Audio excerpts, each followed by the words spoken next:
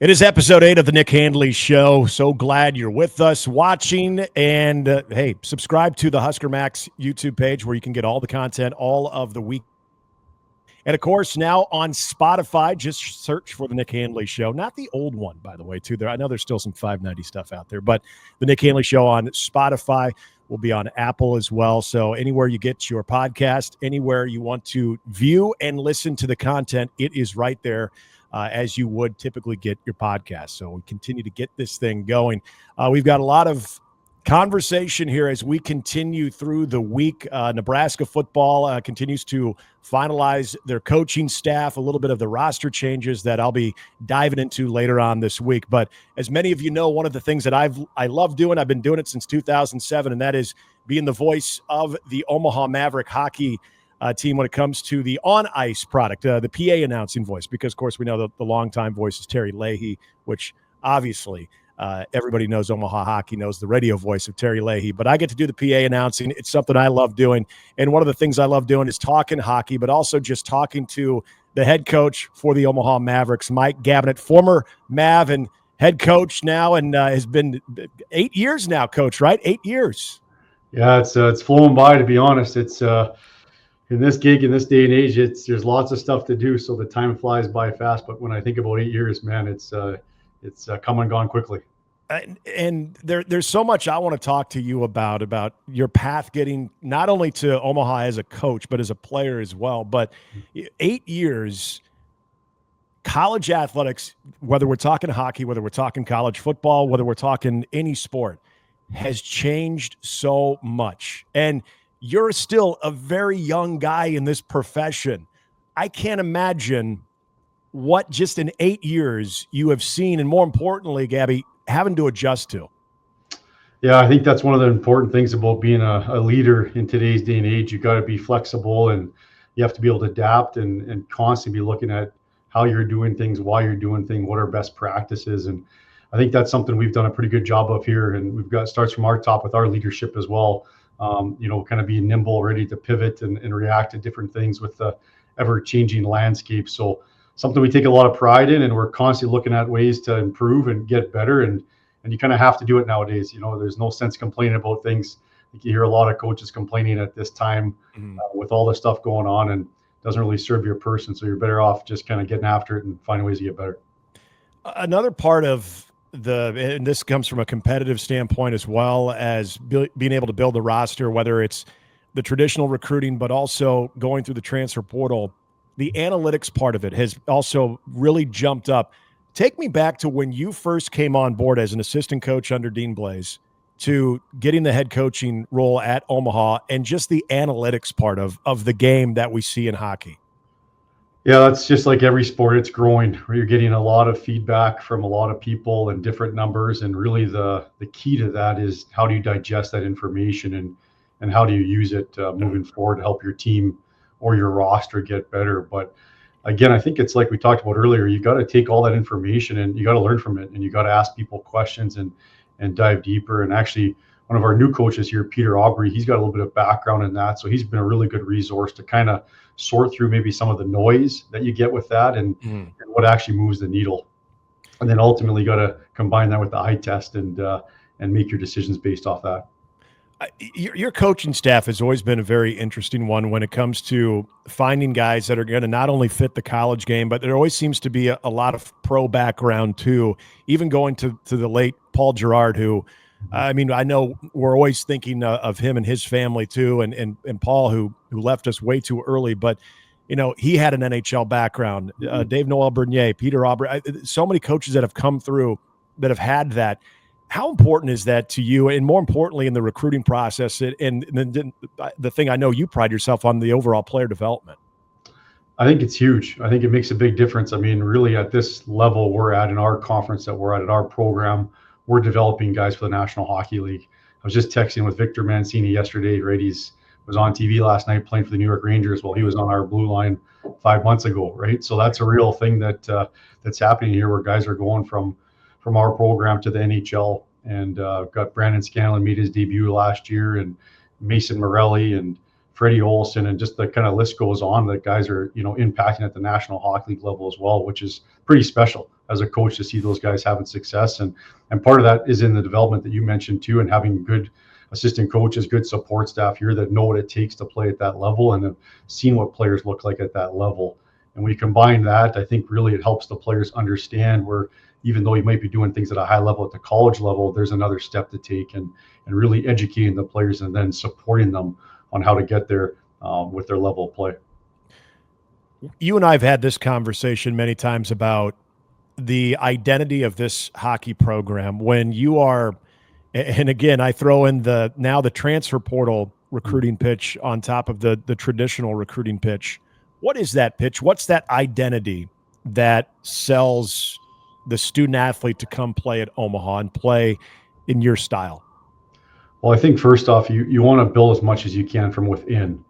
As much as the transfer portal has been great, we were this year's our last year, that fifth year, COVID year. So I think you might see it, slow down / pick up a little bit depending on how you look at it. But I think for us, we'd love to build as much as we can internally, with recruiting and keeping guys here. And you're seeing guys even on our team this year that have now getting bigger opportunities that have been with us for a few years, but then also have some success in the portal. And I think when you look at guys like Zach Ertl and Sam Stang this year, right? Those are guys that were both at Wisconsin and maybe didn't get the opportunity that they thought they would get there, and have come here and really flourished. So I think, we had Jake Bavanka, we had Jesse Lansdale. And I think when you keep kind of showing teams and players that you can do that, you can come here and really excel from what you were doing previously, that kind of sells itself.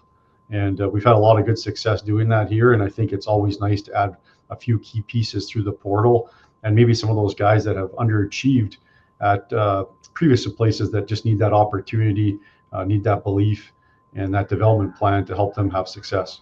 There's a grittiness that I know you take pride in with all those groups, whether we're talking about teams 6 years ago, teams that maybe have a higher recruiting ranking, teams that maybe had more preseason expectations compared to others.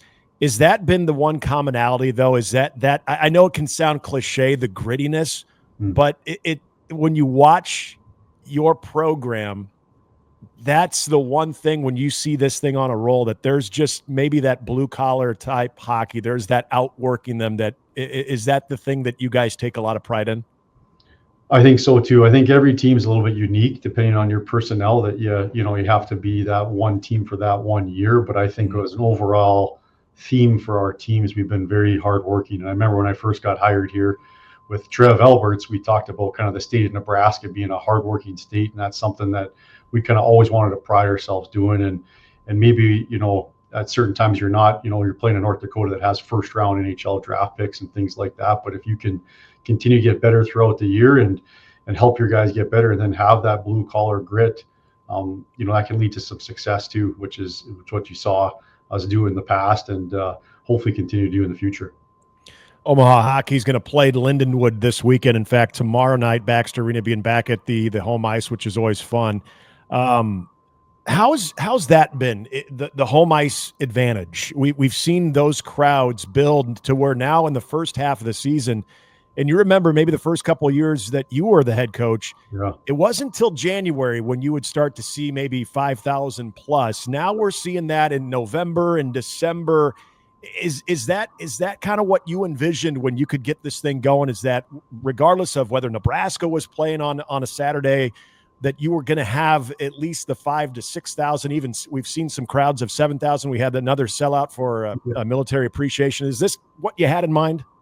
Yeah, absolutely. And I got to give Adrian Dow a lot of credit for that too, as obviously took over there a few years ago. And I think that was one of our first meetings. His focus is to continue to try to build the brand and get people in the seats to appreciate the Omaha hockey team and build that revenue up for our athletic department. And we've just done a great job of that as a department. I think, it's really, they've really, tied in with the community and done a lot to get people out to games and support our team. And I think that's one of the things you hear our players talk about a lot, just the energy in the building, the crowd. And as you mentioned, what a great crowd for Military Appreciation Night. We're coming up here against Lindenwood to end the second half here for hopefully two really good crowds here. So it's just been awesome. It's awesome to see the buzz around the city, and even at the autograph signing events, there's lineups all the way around the concourse. And it's just awesome to see the passion from the community and the fan, and that our administration is doing a great job of supporting that. And despite that hack behind the microphone trying to fire the crowd up, they still show up despite all of that. That's great. That's right. That's right. It's funny, and I know you probably get this a lot. And you mentioned with the autograph lines, the open house that they've now done 2 years in a row, where fans have a chance to watch the team play a scrimmage and then interact, whether it's skating on the ice with the team or going up and getting autographs. My neighbors just went to a game. It was the Friday night before Military Appreciation Night, and it's a 12-year-old son of my neighbor, my friend, and then his 10-year-old daughter. And it was his 10-year-old daughter that is hooked, that absolutely loved it, and they don't know everything there is to know as far as, what exactly is an offside, what's icing the puck, but the action, everything that was happening in the game was, and you remember that was a very chippy series. There's so much action.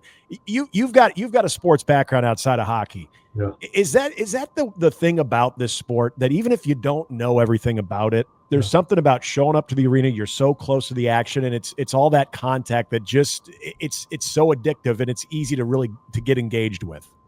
Yeah, it's funny. I was over at my neighbor's house last night, and she's an elementary school teacher, and a couple of kids in her class were talking about how they love the hockey team, and they got to go to the game and were just pumped up, and especially with a little bit of rough stuff on Saturday night to end the game. So to your point, when you come to a game, it's just engaging, right? It's fast, it's loud, things are happening quickly there. It's a really neat sport to watch live, and I think the more people we get into the building, the more repeat people we have coming back into the building, and it's been great. It's a great sport to do live, and when it gets up tempo with goals or some physical play or even a little bit of chippiness at times, it's entertaining, which is the business we're in.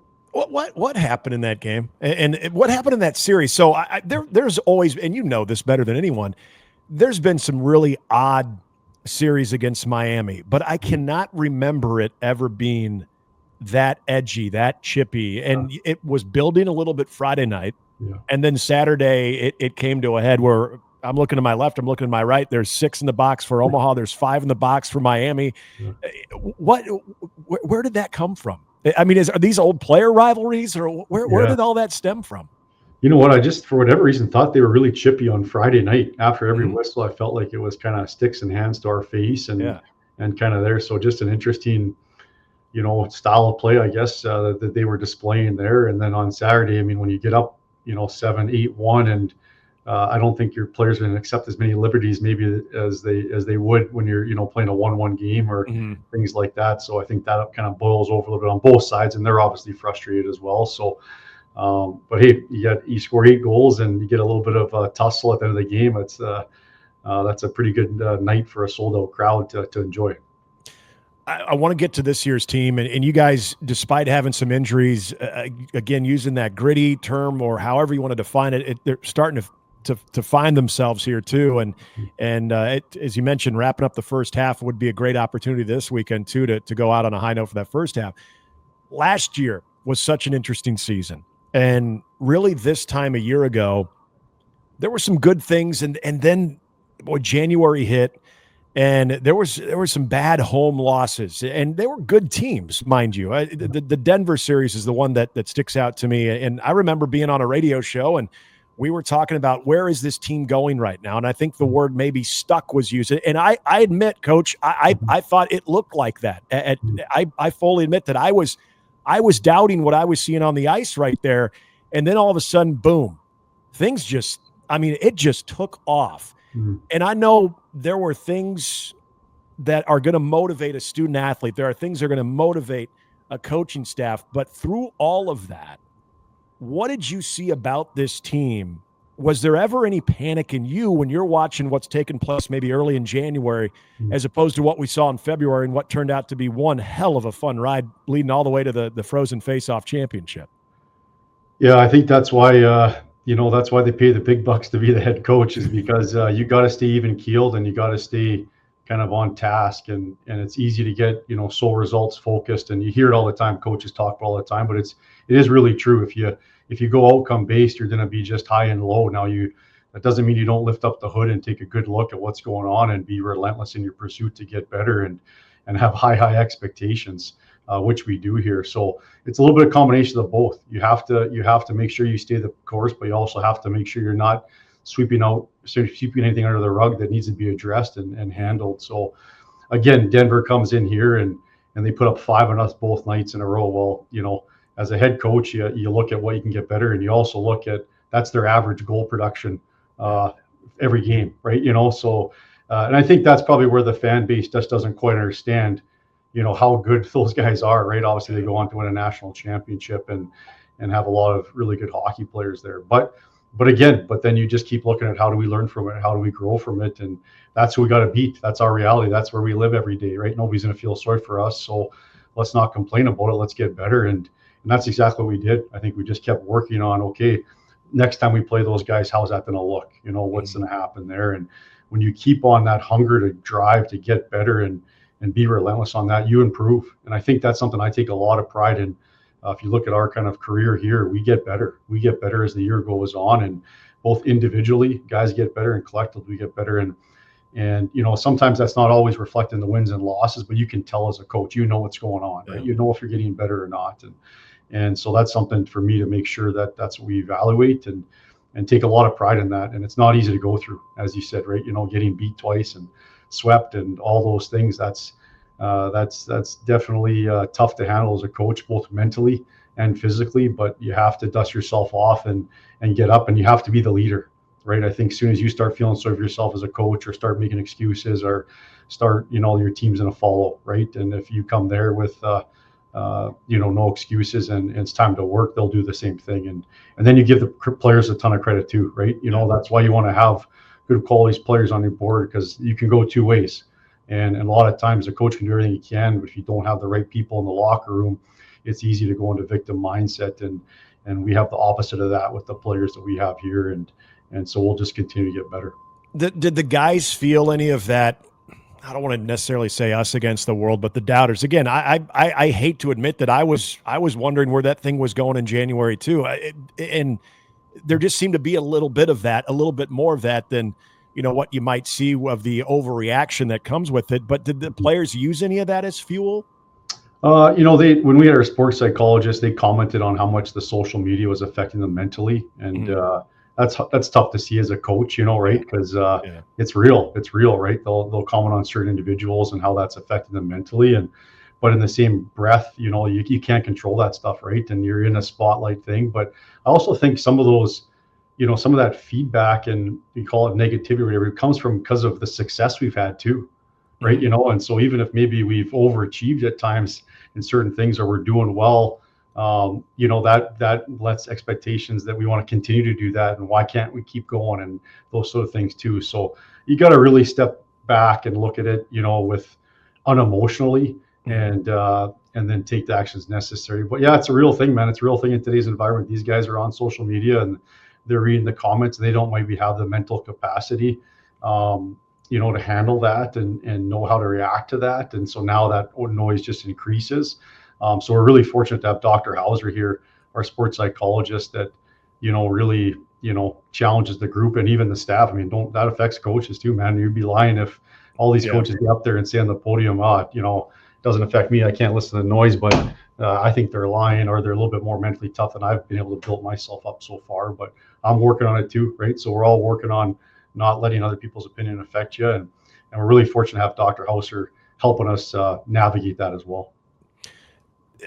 The two things that stood out to me in that stretch run last year is it just seemed like it was a major challenge to generate any offense during that rough patch. And something had to be unlocked there, because then all of a sudden you guys are putting up solid performances. You're taking advantage of the power play. And then you mentioned North Dakota earlier. The success you guys had against North Dakota to wrap up the regular season, but then you're thinking, okay, finally knock down that major mountain of getting to the frozen face-off, but you got to take on North Dakota. And people are probably thinking, oh, gosh, of course you got to take on North Dakota. And I went back and watched that about a month ago because I remember watching that at home, and we were just losing our mind because they scored within, what, a minute? Yeah. And then You guys score within 30 seconds after that one. Yeah. Then you go up. Then they tie it up. And then all of a sudden, it's just you guys. Bang, bang, bang, bang, bang. And before you knew it, I mean, you never feel comfortable against North Dakota, but you guys always had the answer. Mm-hmm. That had to put a lot of confidence. Again, as you mentioned, so much talent that is always on that North Dakota side that it just seemed like you guys always had the answer when you were playing them both in the regular season and then in that semifinal game of the conference finals or conference semifinals. But then also something happened offensively where it was constant. What was that? Yeah, again, and you got to give North Dakota credit as though, although they're our biggest rivalry sometimes, but they've got a good team and they're hard to play against, and that's hockey sometimes, right? Sometimes it just doesn't go your way, and for that night, it was our night there. And you know what I think was really cool, and I did similar to that. I was watching back our Colorado College series, which was an unbelievable series too, and we were battling pretty extreme illness there to find a way to win. And what was neat for the offenses, it was almost a different line every night. Yeah. Right, where Jimmy Glenn and Bremer and Lanza were unbelievable against the Colorado. Then we had Erdel's line stepped up versus North Dakota. Then Mueller's line was playing well. And I think when you go on those runs like that, that's what happens, right? Everybody's contributing and everybody's finding a way to contribute. Everybody's playing well. So it was really nice to see when you look back, just all those guys that were having success in their own right throughout that series and into that game versus North Dakota. And so it was a special run and a special group of guys and something that definitely look back and smile upon. Yeah. Take me through the emotions of the Colorado College series in that first NCHC tournament one. You're out there on the road. You guys went in with a lot of momentum, but everybody's always, I know you guys probably aren't, but all of us are thinking, well, can they finally do it? And everyone's always thinking that until it finally gets done. And that was one of the most, I mean, that felt very similar to 2015, watching that team make the Frozen Four. When they win that regional, there was a lot of similar feelings when you guys beat Colorado College to go to the Frozen Face-Off.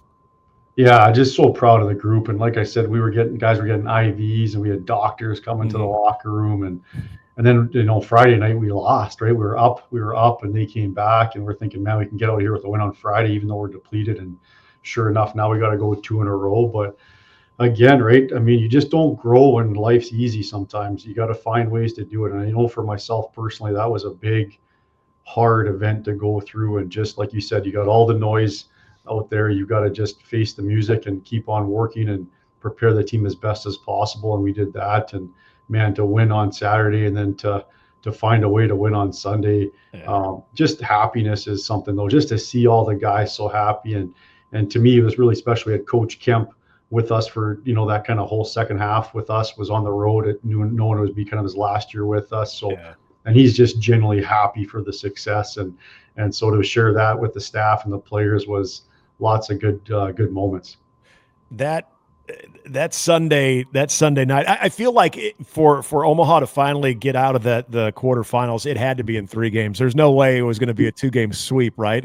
We can't have it that easy, right? Yeah, no doubt. I didn't sleep that much Sunday night. I think I was just so excited. So it was great. It was fantastic, and that was such a fun ride. And you look at the conference itself going now into this year, and it's amazing where just a couple of the recent series in conference play, and you guys sit smack dab in the middle. Not a bad place to be right now in the NCHC standings, in splitting with St. Cloud State, a great St. Cloud State last weekend.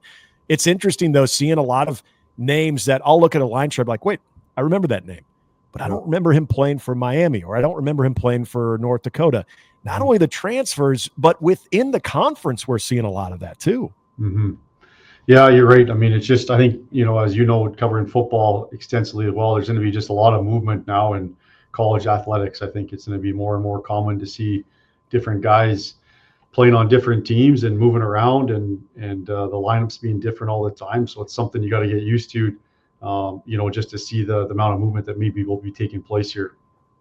What do you see out of this team right now? And I mentioned earlier, a little bit banged up. We know Ludke is, most likely not going to be back, and this year, and just what you're seeing with the injuries, but also starting to see this group maybe learn to play without some key guys. Is that kind of what's happening right now?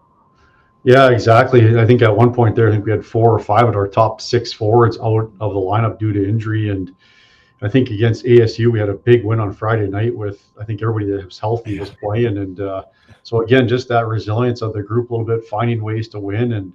And guys, I think, are getting a little bit more used to different roles too, right? You get guys that are playing a little bit elevated now, where they have in the past, and guys that are, playing that maybe weren't even playing in previous years. So that takes time. It takes time to get used to Yeah. now that role that you got to face, and now you're playing against other teams' top line. You're not getting their third line.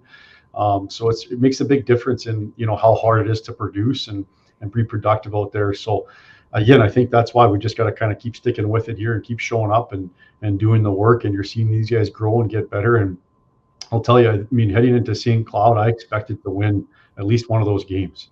And I Mhm. think that's a good feeling as a coach, where you're just feeling confident, and usually that's because of what you've earned through your preparation and how the guys have looked through practice. So that was a good feeling. I thought we might get one again on Saturday too. And Yeah. so we got to, if you're having that feeling, that means good things are happening. And again, we got a lot of work in front of us here, and we're not oblivious to the fact of how strong our competition is going to be here. But um, it's fun to see the guys continue to get better. How did they handle the emotional swing from the start of the season? You Mhm. guys go out to Vegas, you win that tournament against two extremely Yeah. reputable programs, including Minnesota, and then a losing streak follows that. Mhm. And again, as we talked about from last year, there's just challenges of simply getting the puck in the net, and Mhm. then now you're starting to see them come out of that. Is there some resemblance of a little bit of that pattern last year? Yeah, I think that's hockey a little bit, when you're maybe not showing up with proven 30-point guys in the Yeah. NCHC level, right? It's going to be tougher to produce at times, and so you're not going to get that cushion. You're going to be a lot of one-goal games, just like we were last year, where maybe we came out on the positive end of that down the stretch, and we were battling early. And early in the year, I mean, we probably shouldn't have beat Minnesota in that game there, and we got one. And then I thought we should have won at least one or two against Augustana. And speaking of analytics would back that up, but it doesn't go that way. And then Mhm. you go to Mankato and you tie it, they score with 30, Yeah. and then literally I think they scored, on the next night we get one goal, right? And can't get a win. So that's how it goes a little bit, right? And that's why, but when you have the captain's meetings and you talk to the players, we didn't feel like whatever we were at 2-6 or whatever our record, we didn't feel like that team. So that's where that's a good thing, right? That's a good thing, just to Mm. keep working and getting better. And again, that's why you got to make sure as a leader that you're doing that. You're enthusiastic, you're focused, your expectations are high, and you're helping them, support them, and getting better. And that's something that we have to do as coaches. Simon Lacozy, we saw so many great moments last year. He's already had some big flashes this year. Where's he at, and is he close to his ceiling? Yeah, well, I mean, you talk about Minnesota. I mean, I think Simon Lacozy, Yeah. can take a lot of credit for that W against the Gophers there. He was unbelievable there. And like you said, he just continues to grow. I think you're just watching his calmness in the net and just how he's looking positionally, why, and he's continuing to work at his craft there too. So he's just continuing to get better and better. And then we got a young Kevin Riddler as well coming up Mm. there too. And just like Simon 2 years ago, right? You got to go through a bit of those growing pains of figuring out what it takes to be a valuable contributor at this level. And he's doing that right now too. So really confident in both our goalies, and obviously it's been great to see Simon have a great start to the season and give us a chance to win every night. You had mentioned Sam Stang earlier too, Wisconsin transfer, and we're starting to see here in the last handful of series him really uh, show his impact on this roster too. And there are new faces, and that's what's kind of fun is I think a lot of the home fans and people like myself that are at the home games and not necessarily seeing games on the road yet is getting familiar with some of these new faces. Uh, Sam Stang, his game seems to really translate though to what you want to do, and again, is his emergence been one of those examples of guys kind of figuring out that role now in the new system? Yeah, absolutely, man. He just gets better and better and is playing some unbelievable hockey, and it's just fun to watch. I mean, those are fun things as a coach to be a part of, and helping a guy find his confidence and build him up a little bit there to have success, and then see him do the work that leads to that success. And he's done a great job, man. He's a big rig out there that can really skate and shoot the puck, and Mm. he's got a hot stick. and it's been fun to watch his development there too. And so it's great, right? Another good example, Zach Ertl, another guy Yeah. that came to his own second half of last year and picked up where he left off. And we take a lot of pride in that. Again, nothing against the previous places they were at. Their lineup would have been different, and but a lot of times it's just a fresh opportunity with we kind of say opportunity matched with work ethic, and development leads to good things. And if we can find those guys that are hungry to get better in our environment, we feel like special things can happen, which we're seeing with those two. Always seem like there's a fan favorite every year, and I think Jack Randall had that going for a little bit. I remember back in the days of Austin Ortega at Baxter Arena, there's always someone that, whether it's just because his goal numbers were high or he was an exciting type of player, it feels like you guys have a couple of them, but maybe not one that has really emerged as that guy. And as a coach, you're probably okay with that, right? Yeah, that's right. We'll take 5 of them if we can. If it means they're playing well and doing well, So I think that's a really great thing. If guys are contributing and helping out and doing it as a committee, usually good things are happening. I know the one thing about when it comes to wearing the C, and Nolan Sullivan did that so well and represented not only on the ice, but even probably more importantly off the ice. I remember watching him during a lot of those public skates, and he's out there seeking some of the young fans. Some of the guys are just kind of standing around. They're not really sure what they're supposed to do. And Nolan Sullivan's going out, and he's making sure everyone's having a good time. Yeah. You got another guy that's been in the program for a while, Nolan Krenzen. Just what are those characteristics that the team seems to always get behind that is going to lead to that C and that captain title? Well, I think the most important thing is being yourself. And, obviously Sully was, a vocal leader, a guy that, liked that attention. I think Krenzen's a little bit more of a lead by example type, quieter leader, but an unbelievable leader in his own right, which is really cool. And I think it's good to have different types of leaders too. And man, we've been so blessed to have Nolan Krenzen as our leader here. He just does the right things day in and day out. So consistent with his approach. I think he's been one of our best defenders for the last few years, to be honest, and just so steady back there and hard to play against, and really does a lot of. He's like a good old lineman, right? You don't notice him, and he's just he just does the right thing all the time. But if he's not in lineup, you would notice. And then just to me too, like just kind of an old school kid that just doesn't complain, shows up, doesn't create any drama, like just does the work. Yep, let's do that. Answers you honestly, isn't have any alternative motives. Like he's just one of those kids that you just really appreciate, especially in today's day and age. He just really does an unbelievable job and is a tremendous individual and a human being. So very grateful to have him along with our other leaders. We got Griffin Ludke, Sam, and Harrison that really support him in that role as well. I want to go into, because I know this is rare when you have brothers playing on a team, and you mentioned Griffin Ludke, and I talked about earlier Tanner, who unfortunately has the shoulder injury. That dynamic and seeing them off the ice, but then on the ice in the competition, what is that like from a coaching standpoint? Is there a time that you forget that they're brothers other than just the same last name, or do they have those moments that remind you, oh yeah, that's right, this is probably a family thing? Yeah, once in a while they'll be battling in practice, and I feel like I got to step in there and separate them. Or not. You got to be dad for a little bit. That's right. Yeah, which I'm sure was a common occurrence growing up. That probably one of the reasons why they're good hockey players is that competitiveness with each other. Being pretty close in age to each other, right? So, but it's been great. It's been great. Obviously, obviously with T has been around as much, being hurt and having surgery and all that stuff. So, but yeah, it's been great to have those guys around and they always bring some good energy, definitely. Mavericks are again in action this weekend at Baxter Arena against Lindenwood. I do want to – you and I had a fun conversation. This was a while back on 590. We were just shooting the bull before we went on the air, and I think there was something going on with Nebraska football.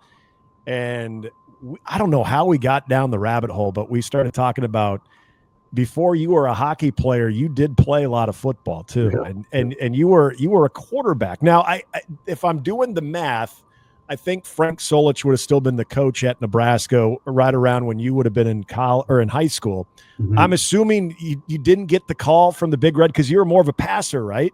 That's right. Yeah, definitely, especially in Canadian football, you only get 3 downs to make a first down. So a quarterback's dream, because we have to throw the ball a lot, which usually quarterbacks like to do. So, but yeah, my dad was a football coach, and he never played hockey. So started throwing the football at a young age, and played grade 8, grade 9, grade 10, grade 11, grade 12 even, which was really rare in the hockey world, and actually got cut from my AAA team for hockey. But then you got cut in hockey. I got cut in hockey. Okay. Yeah, and then they didn't think I was dedicated to hockey enough because I wanted to keep playing football, and then how it works, you go to another team, and they let me play my senior year of high school. Which was good, and we had some really good teams. I think we only lost twice my whole high school career, and so it was something that you're passionate about, and you got your whole separate other group of buddies, right, which is kind of cool. And I really think, to be honest, I was able to get to a higher level at hockey because of my experience playing football. So definitely grateful there, and love watching football, and that's probably one of the reasons I chose Nebraska, as we deal with a lot of recruiting, right? Just like we just had a kid, we just committed a kid here the other day, and from Toronto area, and when they're telling their friends they're going to Nebraska for a visit, they're like, Nebraska, what are you doing down there, kind of thing, right? And for me, when I got first recruited by them, I just knew about the Huskers, and so it was kind of a little bit instant credibility for me, especially during that time. As you said, they were very competitive, and so that was definitely a reason why I chose to come here. And I'm glad you went there, because I that was my next question, is how do you wind up in Omaha? A Canadian hockey player. Omaha was still a fairly new collegiate hockey program at the time. What was it about this program under Mike Kemp and going somewhere where you'd never been before? Because I don't know what your options were, but yeah, it's an interesting decision you had to make there. Yeah, I got recruited by David Quinn, who was an assistant coach at the time there, and I was playing in Lloydminster, Alberta. And again, I think that's one of the things a little bit with Canadians. We kind of don't really have an alliance anywhere, so we're excited to check things out. And I came to Omaha, and I toured Civic Auditorium and in the city, and I was like, this is awesome here, and everything seems great. And so you're not afraid to travel. It's 24-hour drive away from my hometown, and you're just like, all right, like, here's a pickup truck, and we'll see you in a couple of months, so it was kind of nice to just, you just didn't overthink things, I think, a little bit too, which I think is a strength, especially nowadays. Just, you like a place, checks all the boxes, let's get after it. So I had some other options obviously as well, but just, really fell in love with the city and the way Coach Kemp and Coach Quinn and those guys conducted themselves, and really loved the Civic Auditorium, and thought it'd be a great place to play, and obviously made the right decision. You don't have to name names if you don't want to, but was there any other schools that were at least on your list that reside currently in the NCHC? Yeah, I'm trying to think what, I think Michigan State was one of them, Okay. Michigan Tech, which was quite strong. They had some players there. And then actually St. Lawrence during that time was a big powerhouse out east there. And I remember visiting there too. And we played there the other day, and it's funny when you go back as a 40-year-old compared to touring it as an 18-year-old, how it seems so different. But again, so it was a tough decision, and I remember the coach called me and say, hey, we need to know what's going on here, make a decision. And so I made one, and obviously happy I made the choice to come here. You've seen the venue change in Omaha from, you mentioned Civic Auditorium, then there was, I mean, at one point it was the Quest Center, then it was the CenturyLink Center, then it was the CHI Health Center now. I guess Omaha Hockey never played in it when it was the CHI Health Center. But the Civic Auditorium, it brings back some fantastic moments of Omaha hockey that you had a chance to experience. And Baxter seems to bring the best of both worlds, that intimate, smaller space, but having the technology of a new, bigger arena like CHI Health Center has. But is there a better barn than the Civic Auditorium when it came to just how basic it was, but how on top of the crowd they were to you guys? Yeah, I don't think you can do both, right? I don't think you can have that loudness, Yeah. that I remember being honest, you can't hear your D partner, right? Mhm. Because it's so loud, which I mean, you just don't get tired. You got that much adrenaline pumping through your Yeah. body, which is pretty cool. But like you said, I mean, you can't beat Baxter with amenities and just be able to watch a replay in the jumbotron and things like that. Yeah. So, but it's a great. Like you said, there probably be nothing to replicate the volume and just the Mhm. intensity of the crowd there. But man, we came pretty close with Baxter with that, plus all the nice amenities. The the evolution of this program, you had a chance to be on Dean Blaze's staff, see how he did things. Mhm. You have your way of doing things as still a very young coach. Mhm. What's been your biggest influences, and how did you come up with the style of hockey? Not only the style of hockey you wanted to see played, Mhm. but also how you were going to teach it, and most importantly, develop it. Yeah, well, again, I think I'm fortunate just how I grew up. Grew up off my dad was a teacher and principal and a football coach, and then my mom's dad, my grandfather, was a hockey coach for a long time. He's in the Hockey Hall of Fame as a builder for coached a long time at the University of Alberta, then in the National Hockey League and the Canadian Olympic team, and a lot of stuff with Hockey Canada as well. So I was actually just looking through some notes the other day from his writing on notes and hey, read this article, read this article, read this article, do this. If you don't, and he'd always be, I still remember I'd always go over to his house, we'd be at the kitchen table and we'd be talking hockey and going over notes and just how he's such a lifelong learner. Here's a guy that, was in the Hockey Hall of Fame and he's constantly reading articles in his late 70s, 80s, and he's learning on mental toughness and how to respond to certain situations and do all those things. So, and then what happened for me is that a lot of people that he helped mentor and really helped along in their careers are now helping me. And, so I owe a lot to my grandfather for that, for spending the time to help other people. Now they're giving back to me. So I'm just really fortunate to be around, to me, some of the, best, NHL coaches that have been there for 12 years, where you're just picking the phone up and picking their Yeah. brains on things and navigating all those things. And like you said, I was a young and I'm a young head coach. So to me, just like my grandfather did, you got to keep learning and growing. Mm-hmm. And I think that's something I pride myself on. Is I might not know it now, but I guarantee I'm going to put the effort in to get better and hopefully outwork people and outdevelop people myself. And I think that's something I've really prided myself on doing here as I grow and continue to learn. When the opportunity came to not only join Dean Blaze's staff, but then ultimately get the head coaching job when Dean decides to step away, having Mike Kemp in the office, in the athletic departments, how big was that in saying, yeah, okay, this is what I want to do? Yeah, it was great. Again, when I got the call to come as the associate head coach with Dean Blaze, there was no promise of being the head coach, and Right. we didn't know how long Blazer was going to stick for and stuff. So that was a big family decision to do it. But we kind of thought, hey, we just had our son, and we were planning on having some more kids, and we thought it'd be nice to do that in Omaha. And sure enough, our daughter was born here, which is pretty cool. And then yeah, when you get to obviously when you're familiar with the people around the program, that brings some comfort. And I tell our guys that too. It's important how you treat people when you're there. You never know where you're going to circle back and see those same people. And sure enough, now you're running into a lot of the same people that are around when I was a player here. And I think that served me well. You get to know those people and they're supportive of you because how you treated them when you were a player. And now you have people around you that care about you too, like Mike Kemp, right? So I think as a young head coach, having somebody like that generally wants the program to do well and you to do well, and he's in your corner, that makes a big difference. Mentioned one of the hardships that comes with the relationships of whether it's coaching, whether it's a teammate or whatever, is how much time you guys as a coaching staff spend on preparing for the season, preparing during the season, and always looking out for these student athletes' best interest. Those relationships are almost, well, they are a brotherhood. Mm-hmm. You guys go through tragedy with the loss of Paul Gerard a couple of years back now, and it doesn't seem like it was that long, but it happens during the season. Mhm.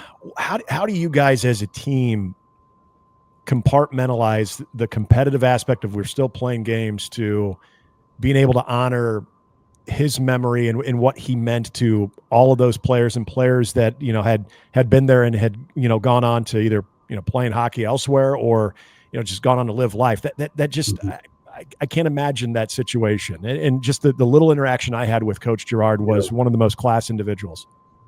Yeah, well, we miss him. That's for sure. We miss him, and I keep in close contact with his wife Cheryl, which is great. She's doing well, and their two daughters, which is awesome. But we miss having him around, and I think one of the reasons I miss him is just his enthusiasm and joy. He was one of those guys that just was always pumped to be at the rink and bring the juice up a little bit there. Always had a smile on his face, and you know what? He was really good at. He'd been a long time assistant coach, and he did it at the National Hockey League level. And I remember talking to some of the head coaches that he worked with in the National Hockey League, and just he'd be the guy to tell me, "Hey, get off your phone, go see your family, right? Hey, no more, hey, like you gotta park it. This is gonna be there for a long time. Your family won't. Like, go hang out with them, right?" So I just always remember him just really, helping support me, which was really cool. Right? He was always one of those guys I think just kind of got the head coaching noise you deal with, the day to day you deal with, and he was always one of the first ones to,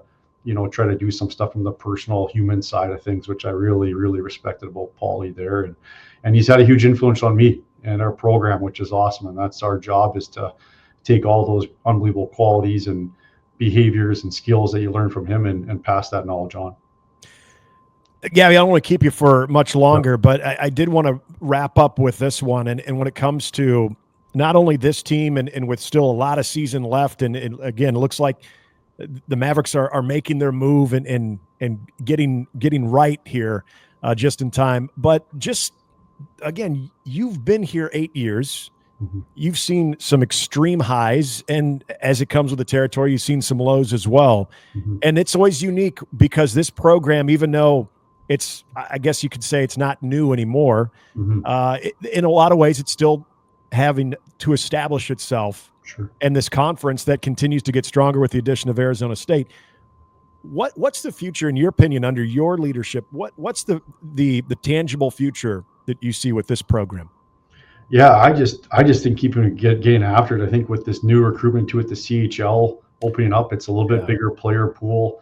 And again, we are in Nebraska, right? So it does, you can't drive to recruit. You got to probably fly, or if you're going anywhere past Minneapolis. So it's really exciting, man. I think it's exciting. I think just the more people that we expose to our program, how we do things, I believe in us, man. I believe in. I think we're one of the best programs in the country. I think we've developed players at an outstanding rate. I think we care about our players. We want to see them develop and play in the National Hockey League and leave with a world-class education. So I think the more we stick with it, the more you can't contain us. And we're just, in other words, going to keep getting out there on what we do. And I think that portal's helped a little bit too now, because we're actually getting guys from different programs. And, a lot of guys are leaving here going, man, I wish I would have been here for 4 years. And they spread that word. And so it's all good. And we got to keep working and keep building our brand and keep exposing more people to what we have here.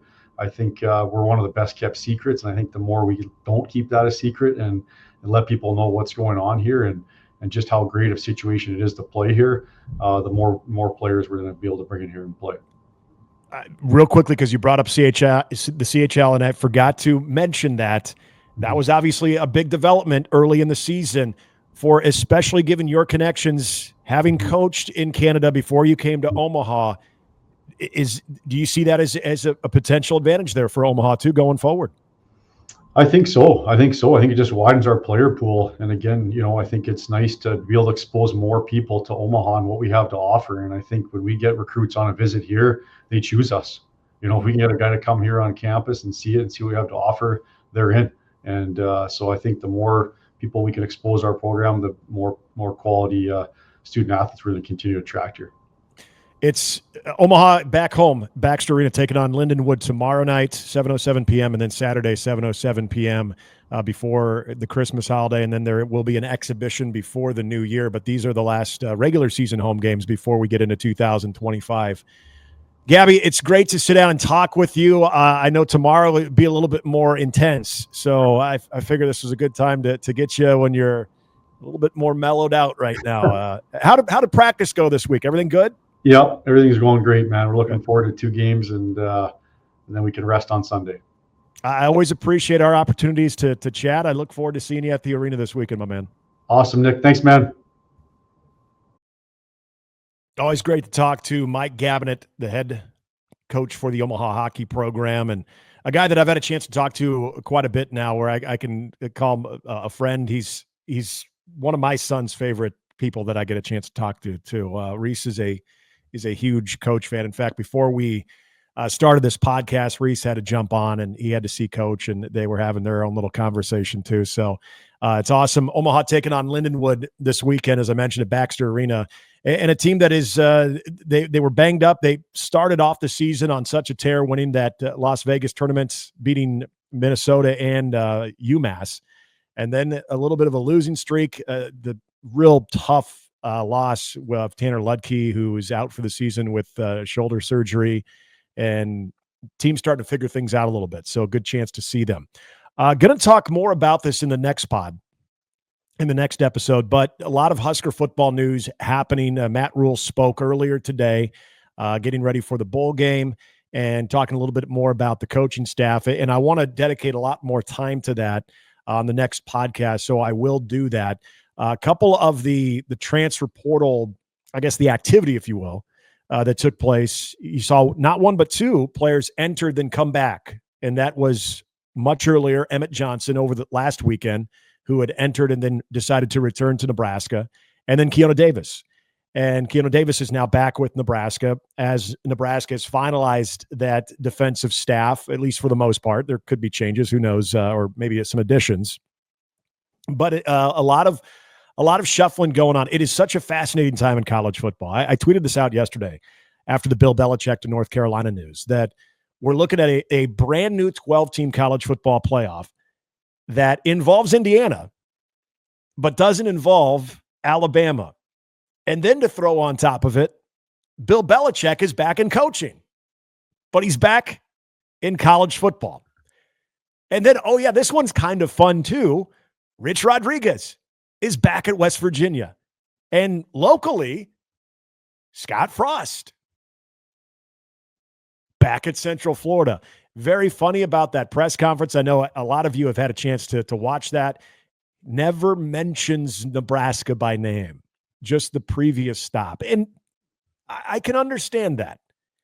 That is a chapter of the Scott Frost, wherever he ends up going with this with Central Florida. Maybe he's a Central Florida coach until he retires.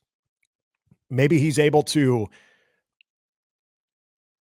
I guess the best way to say is he's able to rehab that head coaching label, that stock.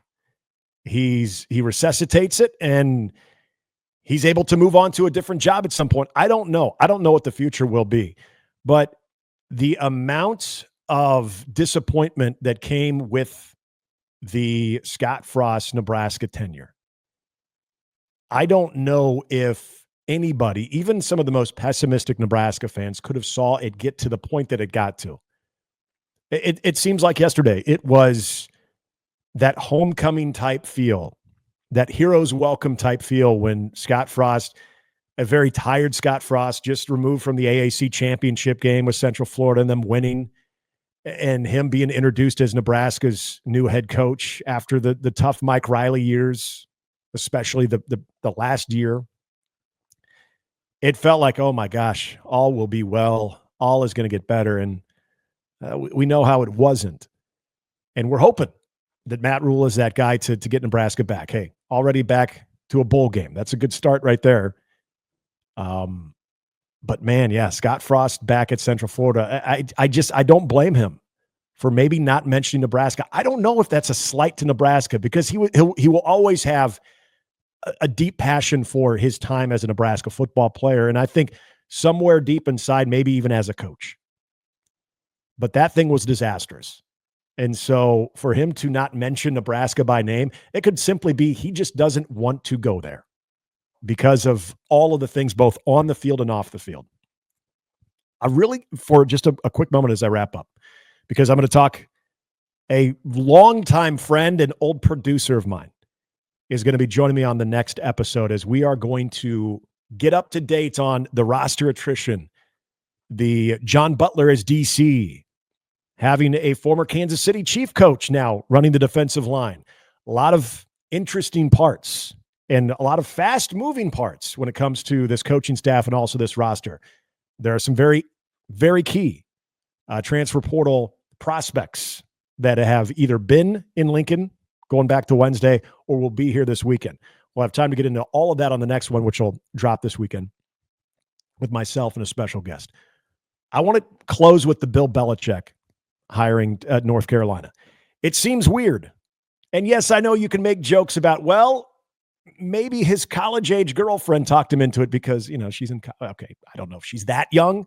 She's probably done with college, but a little bit more recently removed than most coaches his age's wives. That's the low-hanging fruit, is it not? Here's the thing I look at with the Bill Belichick and North Carolina connection and this marriage that is taking place. Think about the college football game where it currently is right now. It's as competitive as it's ever been, but it's also very, very similar to what you see at the next level. We still regard Bill Belichick as the best coach we've seen in decades in the NFL. He had a system. The system worked. He was able to get guys to buy into the system, whether they were having the most fun or not. They were winning, and they were winning at a ridiculous rate. The ability to manage a roster, the ability to make moves that are going to help the roster, where college football has never been more similar to the NFL game than it is currently right now. Bill Belichick probably makes a lot of sense. Now, there's the age. There's the overall ability to have that energy and that same type of touch to make all of those things work. Because as you know, in college football, there is a lot more moving and shaking that's taking place, and to some extent, even to the NFL.